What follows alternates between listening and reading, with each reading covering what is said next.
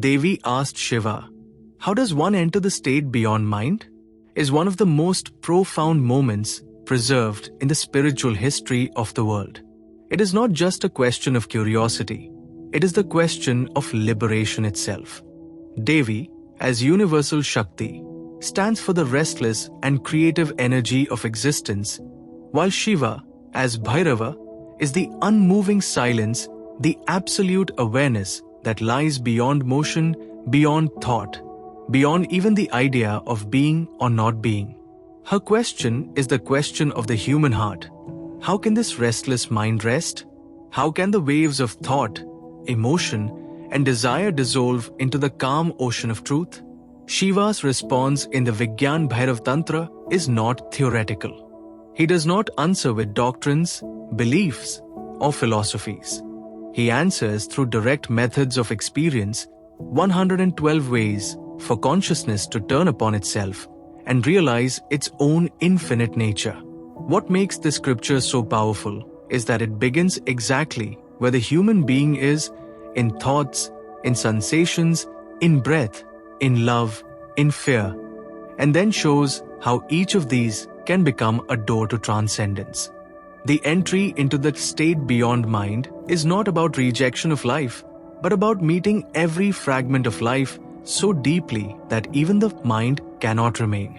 To enter this state, one must first understand what the mind is. The mind is not a physical organ. It is a pattern of energy, a continuous flow of images and words. It exists only through movement. Just like a bicycle that falls if it stops moving, the mind collapses if thoughts stop flowing. Every thought is a small flicker that keeps the illusion of someone thinking alive. But when these thoughts cease, even for a moment, that someone disappears, and in its place remains a silent vastness, limitless and shining. This is the state that Devi asked about, and which Shiva beautifully revealed as one's own original nature. Consider how thoughts come and go during the day. A song gets stuck in the head, a memory loops again and again, a plan for tomorrow plays like a movie. The mind feeds on continuity. Once one thought fades, another quickly fills the space. But in between two thoughts, even for the slightest instant, there is a gap, a small stillness, unnoticed but always present. Shiva points toward this gap. He says that entering this gap consciously, even for a breath's pause, reveals a dimension where no thought has ever been. That dimension is the doorway. It is not created by effort. It is discovered by awareness. When the breath moves outward and inward, there is a turning point, a pause before exhaling and a pause before inhaling. These two silent spaces are gateways to the beyond. Normally, these pauses pass unnoticed because the mind rushes faster than the breath. But one who becomes aware of these points begins to taste stillness. That stillness is like a mirror lake in which the reflection of divine awareness appears. It does not need belief or imagination. It is immediate and direct. A gentle awareness of breath is enough, not as a control, but as a listening to the rhythm of life being born and dissolving moment by moment. This attention draws energy inward, away from the endless chatter of thought, and slowly the boundary between the one who breathes and the breath itself dissolves. In the daily rush of living, people often forget that their attention is their greatest treasure. Wherever attention goes, energy follows. When it is scattered among worries, desires, and regrets, energy too becomes fragmented. But when attention gathers on the living moment, on breathing, on being, a total air of peace spreads within. The mind, deprived of constant stimulation, begins to lose its power. It's similar to a fire that burns brightly when fed wood but goes out when the supply stops. This is what Shiva means when he advises to stop supporting thoughts. It is not a fight against thought, but a gentle withdrawal of energy from it. To enter the state beyond mind, awareness must become one's natural state, a state where one watches everything happening both inside and outside without judging. A flower blooms, a noise occurs, a thought arises, everything is witnessed. The witness is not doing anything, it is simply there. That witnessing self is pure consciousness, the same awareness that shines in Shiva. When that witnessing becomes steady, thoughts begin to lose their gravity. They pass, but they do not leave footprints. This is why the wise call this the middle state, neither asleep nor lost in thought, a luminous balance between movement and stillness. The mind takes pleasure in duality, in comparing, judging, opposing, dividing. Yet Shiva revealed that truth exists only at the center, the point where all opposites meet and cancel each other. In ordinary life, one can experience this center whenever there is total absorption. When watching a sunset so deeply that time disappears, or when listening to music so intensely that nothing else exists, mind has momentarily vanished. That vanishing is not death, but freedom, the essence of meditation. The difference between a seeker and any other is that the seeker learns to remain in that center consciously, deliberately, until it becomes the natural state. Shiva also reveals another doorway, the awareness of sound and silence. Every sound ends in silence. After a bell rings, a lingering echo fades, and then there is absolute quiet. If attention rests on that quietude rather than on the sound itself, the listening continues inward. It becomes listening to silence, a silence that has no beginning or end. In that listening, there is no mind left, no boundary of inside or outside. This is not imagination. It is a real experience open to anyone who genuinely listens. Each meditation in the Vigyan Bhairava Tantra uses everyday experiences as paths to transcendence. For example, Shiva says that when joy arises through love, beauty, or pleasure, one should not resist it, nor chase it. Instead, become so totally one with that joy that the experiencer dissolves. In that moment, joy is no longer something felt by someone. Joy is all that exists. And that joy is divine, for it has no cause. Normally, joy is attached to an object, a song, a friend, a taste. But the inside of Tantra is that joy itself is God. Once one knows it within, it can flow even without external reason. This means the divine is not far away. It is woven into every instant of awareness. Breathing, feeling, seeing, every act can be sacred when seen with full presence. The state beyond mind is not something to be achieved later. It is already here. The mind only covers it, like clouds hiding the sun. When clouds disperse, nobody says the sun has appeared again. It was always there. Likewise, awareness shines behind every thought, every emotion. Ceasing to identify with the movement of thoughts reveals what has always been. Shiva also speaks of believing the universe to be both empty and full. At first, this seems contradictory. But if one observes deeply, emptiness and fullness are one reality. A clay pot is empty within yet holds the air that makes its use possible. Likewise, the universe appears full of forms but is hollow at the center, pure space, pure consciousness. When a person begins to sense this, the fear of loss and death fades, because what is empty cannot be destroyed, and what is consciousness cannot die. Meditation on this insight breaks the strongest chain of the mind, the illusion of separateness. Modern life gives many examples of how the mind binds itself. People rise each morning chased by the same rush, emails, tasks, messages. Without realizing, an entire life is lived as a sequence of reactions, one thought leading to another, one desire birthing 10 more. Shiva's revelation to Devi is timeless precisely because it brings the antidote.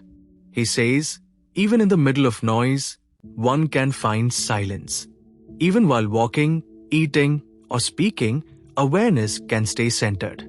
The trick is not to stop living, but to stop sleeping through life. Every act done with full awareness becomes meditation, for presence itself burns the impurities of thought. The human mind resists silence because it fears disappearing. In deep meditation, when thoughts begin to fade, a subtle fear arises, as if one is vanishing. But that vanishing is liberation.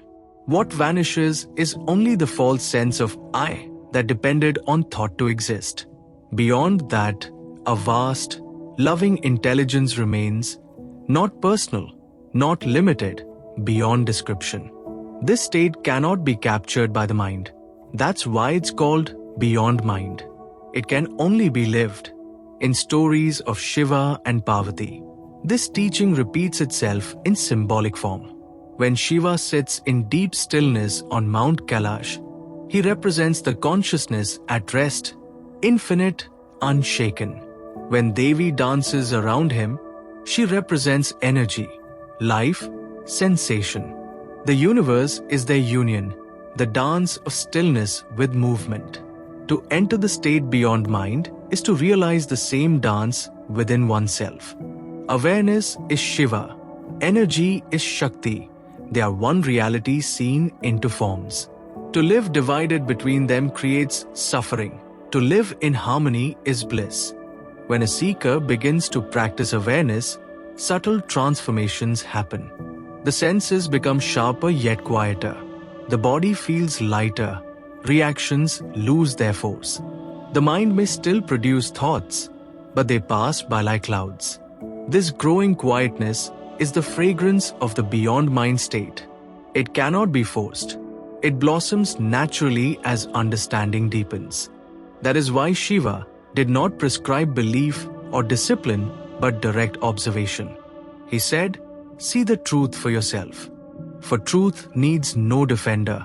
It reveals itself when the mist of thought clears.